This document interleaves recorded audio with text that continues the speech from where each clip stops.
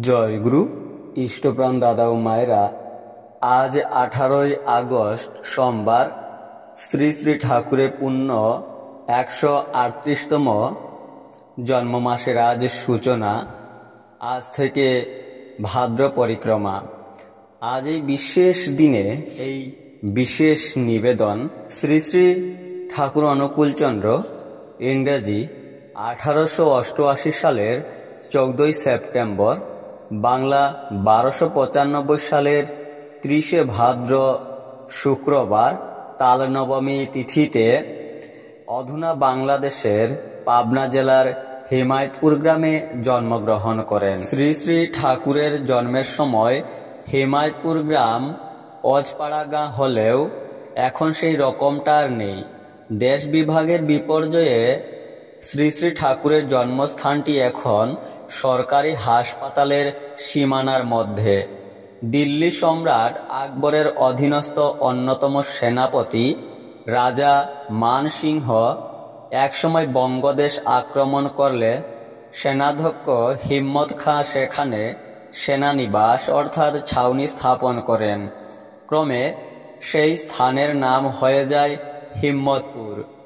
হিম্মত খাঁ থেকেই হিম্মতপুর, তারপর হিম্মতপুর থেকে ক্রমে সেই স্থানের নাম হয়ে যায় হিমায়তপুর। শ্রী শ্রী ঠাকুরের বাবা ছিলেন পূজনীয় শিবচন্দ্র চক্রবর্তী।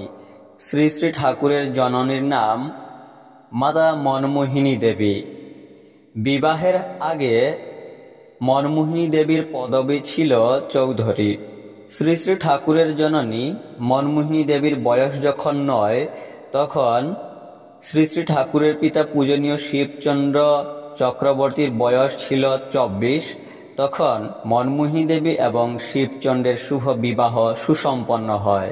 সাধারণত কম বেশি 10 মাসে মায়ের গর্ভ থেকে সন্তান প্রসব হয়ে থাকে, কিন্তু প্রথম পুত্রের অর্থাৎ শ্রী শ্রী ঠাকুরের জন্মের সময় মাতা মনমোহিনী দেবী শ্রী শ্রী ঠাকুরকে 12 মাস গর্ভে ধারণ করেছিলেন। শ্রী শ্রী ঠাকুরের গোত্র পিতার নাম মহর্ষি শাণ্ডিল্য। পুরাণ মতে ব্রহ্মার পুত্র বিরাট, বিরাটের পুত্র মনু, মনুর পুত্র মরীচি, মরীচির পুত্র কশ্যপ, কশ্যপের পুত্র অমিত, অমিতের পুত্র মহর্ষি শাণ্ডিল্য। এই শাণ্ডিল্য ঋষির এই বংশধর শ্রী শ্রী ঠাকুর অনুকূলচন্দ্র।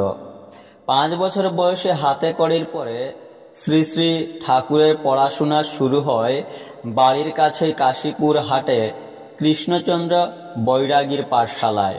এরপরে শ্রী শ্রী ঠাকুর যথাক্রমে Pabna institution, Raipura high school এবং নৈহাটি মহেন্দ্র হাই স্কুলে পড়াশোনা করেন। আজ এই বিশেষ দিনে কিছু অমৃতময় গুরুত্বপূর্ণ তথ্য আমরা জেনে নিলাম। জয় গুরু।